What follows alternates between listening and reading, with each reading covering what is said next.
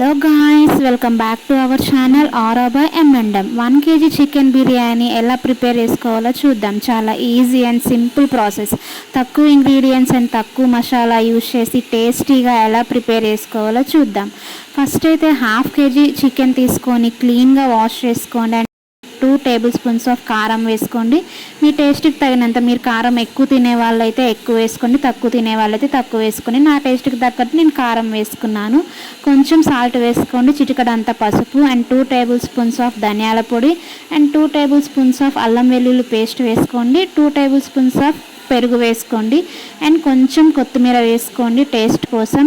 ఆ తర్వాత కొంచెం ఆయిల్ వేసుకోండి, బాగా మిక్స్ చేసుకుని. ఆ క్లిప్ అయితే మిస్ అయింది, ఆయిల్ వేసేది.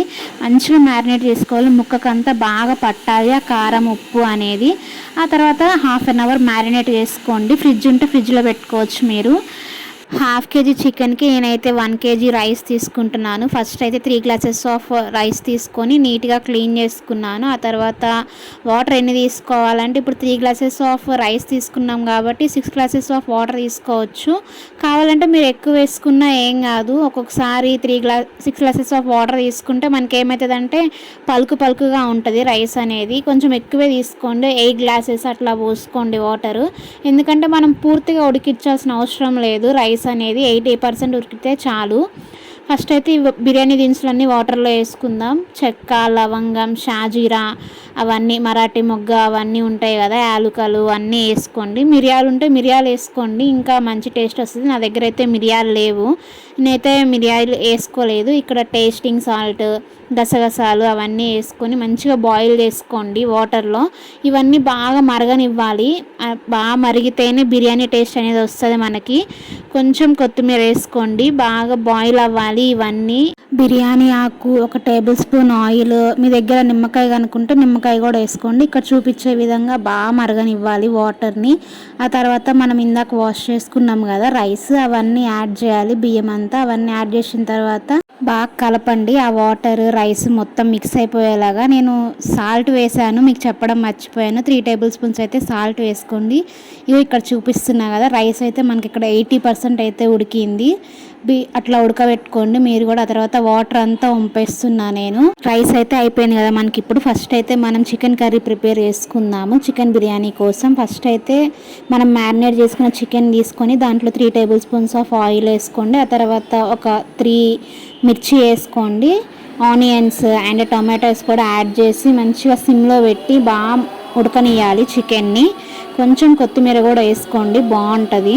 కొంతమంది అయితే ఏం చేస్తారంటే అన్నీ ఒకసారి మిర్చి, ఒకసారి ఆనియన్, ఒకసారి టమాటో అట్లా అన్నీ వేగిన తర్వాత చికెన్ వేసి బాగా వేస్తారు. మీకైతే ఇట్లా నేను చెప్పినట్టుగా చేసుకుంటే మంచిగా టైం వేస్ట్ కాకుండా ఉండిద్ది. ఇక్కడైతే నేను ఇంకొక చికెన్ కర్రీ కూడా ఉడికిపోయింది. ఇంక నేనైతే దమ్కి అయితే ప్రిపేర్ చేస్తున్నా. ఫస్ట్ అయితే ఒక లేయర్స్ వైజ్గా అయితే మనం ఫస్ట్ అయితే రైస్ వేసుకుందాం. రైస్ వేసుకున్న తర్వాత మనం ఉడకబెట్టుకున్న చికెన్ ఉంది కదా, చికెన్ అయితే వేసుకుందాం. ఫ్రైడ్ ఆనియన్స్ ఉంటే మీరు ఫ్రైడ్ ఆనియన్స్ కూడా వేసుకోవచ్చు, కొత్తిమీర పుదీనా కూడా వేసుకోవచ్చు. ఆ తర్వాత సెకండ్ లేయర్ రైస్ వేసుకోండి. మళ్ళీ సెకండ్ లేయర్ రైస్ వేసుకున్న తర్వాత మళ్ళీ చికెన్ వేసుకోండి. ఇంకా సేమ్ ప్రాసెస్ రిపీట్ చేయండి. ఫ్రైడ్ ఆనియన్స్, కొత్తిమీర అవన్నీ వేసుకోండి. మళ్ళీ ఇంకో లేయర్ రైస్, చికెన్ వేసుకొని మంచిగా ఆనియన్స్, కొత్తిమీర అవన్నీ వేసుకొని దమ్ చేసుకోవడమే. ఏం లేదు, ఈజీ ప్రాసెస్ అసలు. ఇంకంత టైం కూడా పట్టదు చేసుకోవడానికి. చాలా సింపుల్గా టేస్టీగా బాగా ఉంటుంది.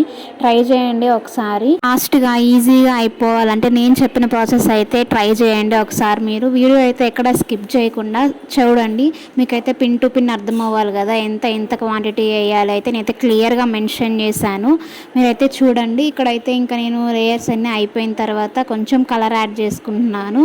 కొంచెం కొత్తిమీర, ఫ్రైడ్ ఆనియన్స్, పుదీనా అవన్నీ వేసుకొని మంచిగా దమ్ చేసుకోండి. సిమ్లోనే పెట్టండి దమ్ చేసుకునేటప్పుడు, హైలో పెట్టకండి, మాడిపోయిద్ది. దమ్ ఒక 10 మినిట్స్లో పెడితే చాలు. 10 మినిట్స్ తర్వాత రైస్ అయితే చూడండి ఎలా ఉందో. చూస్తుంటేనే మీకు అర్థమైపోతుంది కావచ్చు రైస్ అయితే ఎంత బాగా కుదిరిందో. అసలు మాడలేదు. అసలు ఎంత బాగా కుదిరిందంటే టేస్ట్ కూడా సూపర్ ఉంది అసలు. మీరు కూడా ట్రై చేయండి ఇంట్లో. ఒక్కసారి నేను చెప్పినట్లు చేయండి, చాలా బాగా కుదురుతుంది.